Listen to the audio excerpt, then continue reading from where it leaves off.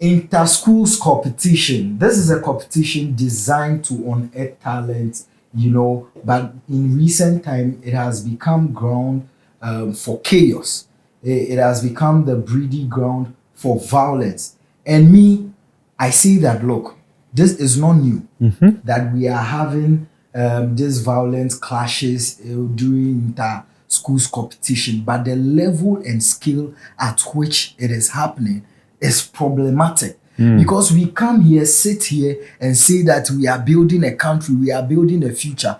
Years to come, we will now be of the old. And these are the people who are supposed to come and take the helm of affairs when we build. So is it the case that we are talking, struggling, making sure, calling people accountable, that they should do the right thing so that our kid brothers and sisters will have a good country to be in, to live in? From January 2025 till now, look, we've had clash between Accra Technical Center and Kimbu Secondary School. We've had clash with Kumasi Technical Institute versus Kumasi Anglican. We've had Salaga Senior High School clash, and that one it is still tensions as we speak over there. We had Islamic Senior High School fight in Kumasi. We've had Sokode Senior High Technical School route in Volta region.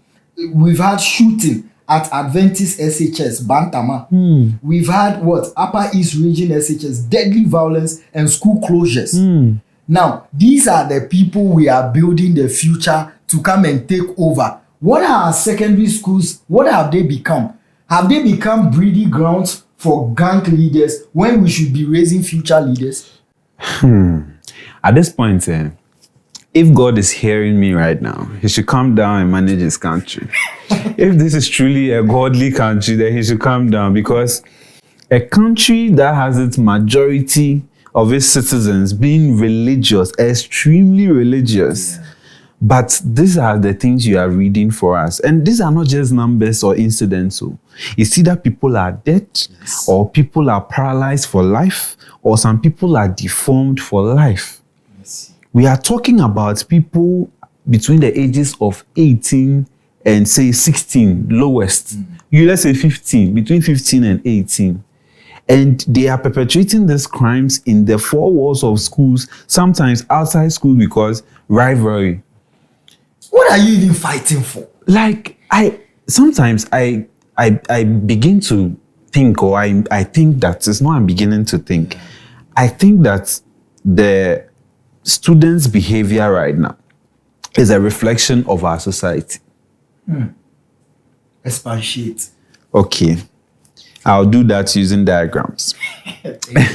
So what I'm saying is that we keep on talking about we not disciplining the children enough, and they are not being beaten, or corporal punishment has been taken out. That is why we are seeing some of these things.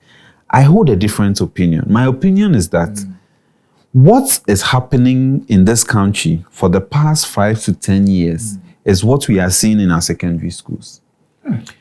Just 1 year ago, can you even recall the number of murder stories we've come here to discuss? Friends killing friends. Someone mistakenly shooting their friend. It's either someone plotted to kill. Like, killing has become so normal in this generation that now SHS people think it is okay to inflict pain or be violent to the next person, because they have seen society reflects those things. We are killing ourselves in the name of misunderstanding. There was this case at the Abyssine where someone killed footballers, teenagers, and it's gory, like cut them into pieces and put it in a fridge. And you think they are not seeing it, they are not reading it. Now they feel like killing is normal, hurting the next person is normal. That's not how we were brought up. So something is amiss. And the people who are supposed to be parenting the people who are in SHS right now, they are the ones in affair or helm of affairs. So how are they correcting this thing? How did they bring these children up? Kingsley, we all attended secondary school. And for me, during Interco days, I look forward to them, because of the competition, the healthy competition, Unearthing talents, the healthy competition it presents, and also there you would see some very amazing athletes. You will see some very amazing basketball players, amazing footballers from there. Now, GES has ordered a ban on Interco or inter-schools competition till further notice. Yeah. Do you think is the way to go? Because I am here. I am thinking that this is a program designed to unearth talent, because it's not everybody's place is the classroom. Some people, they thrive on the field. They thrive in the tracks. So if you decide to place a ban, are you not also in effect trying to solve one problem by creating another? So I agree with where you are coming from, but this one is a necessity, because that violent clash, that's the front it, and I'm not sure even if we put artificial there, he will ever be the same again. So banning it for now, it's not banned per se, but they've put a stop to it for now. I think it's a necessary thing. We can sit down and come up with laws or guidelines when it comes to this interco thing. Like you're saying, when we were in school, we know some schools they don't see eye to eye. Yeah. But the eye to eye now they don't see. It wasn't physical, it wasn't violent. It is either you are beating that person you don't like at NSMQ, or in that 100-meter track, or 200-meter final, 4x1. You know. Oh man. But here's the case where you have people now. See, the Eastern Regional Interco one for the secondary schools too. There was an incident of young boys, sexually abusing a female student. So it's not isolated anymore. It's a problem in our secondary schools.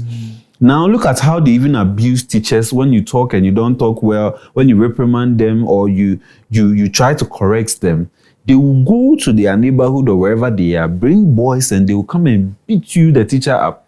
You even hearing you mention the fact that what happened in Eastern region where a female student was sexually assaulted, and also looking at all those incidents that are happening in our secondary schools, because as we speak here, you remember we spoke about the incident that happened in St. Thomas Aquinas. We don't know what has happened to that. Even Kimbu and even Adwa Pinaman's everything. We don't know how far with that case.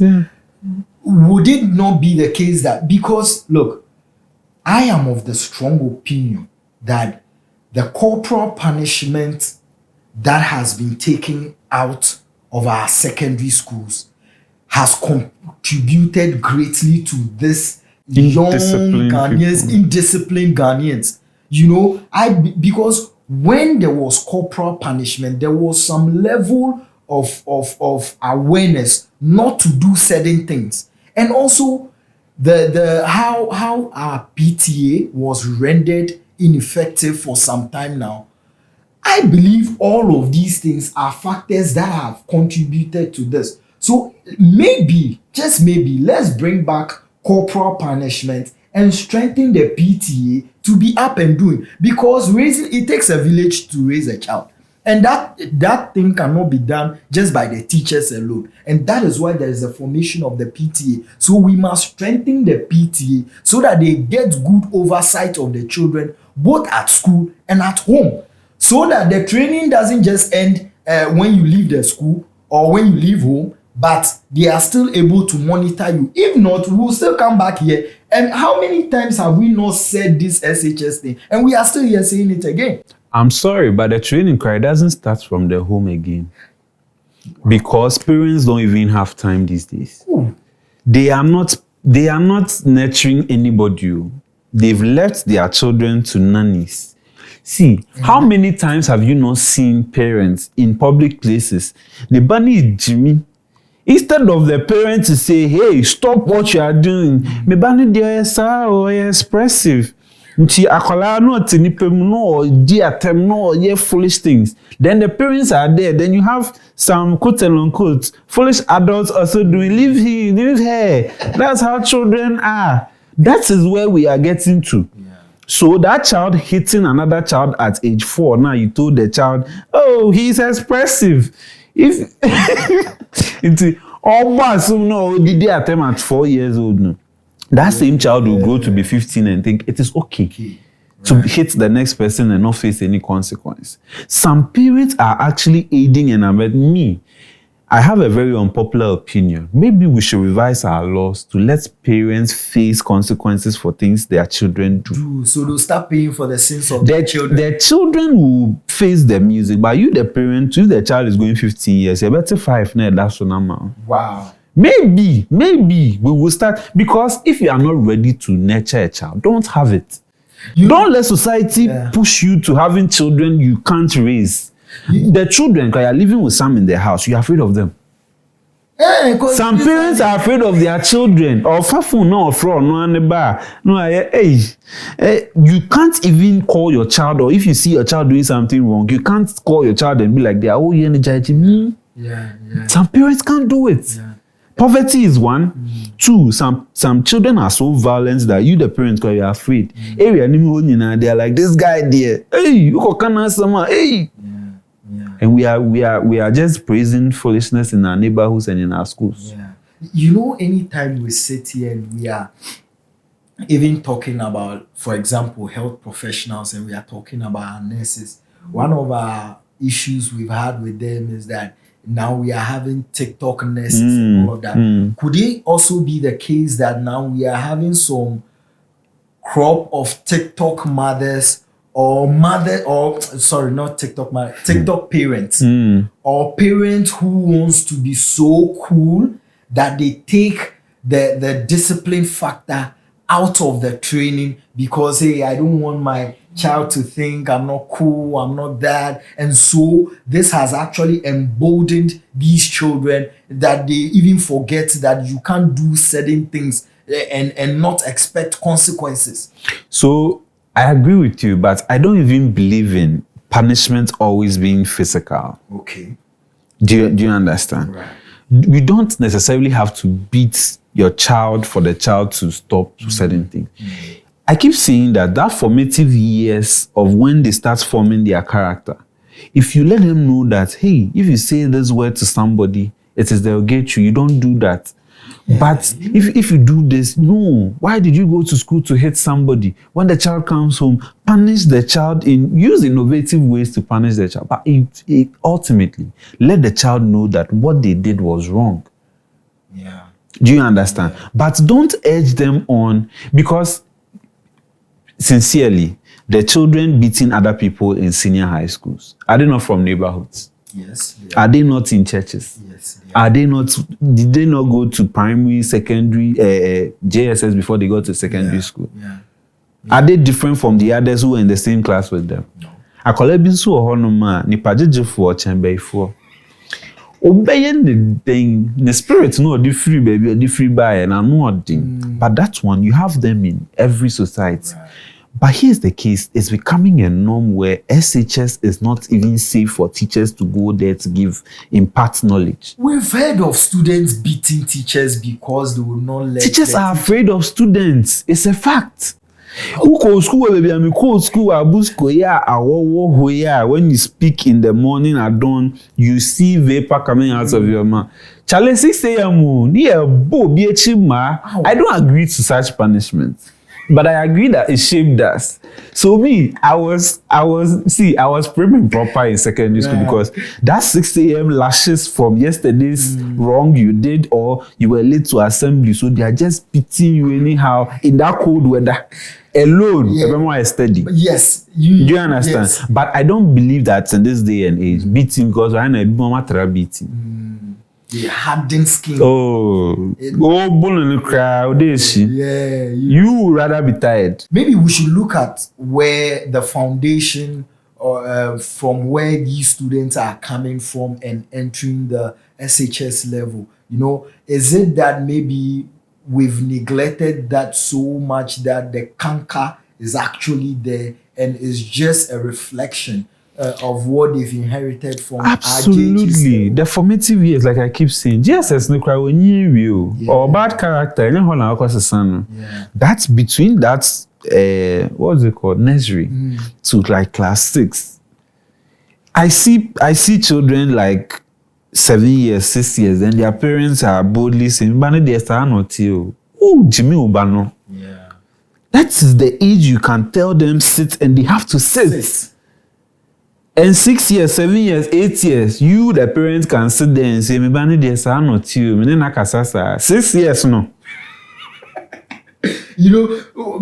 Finally, people argue that it's important we put our security first and the security of the children and these kids that go for this school competition first. So would it be wise then to cancel the inter-school competition totally?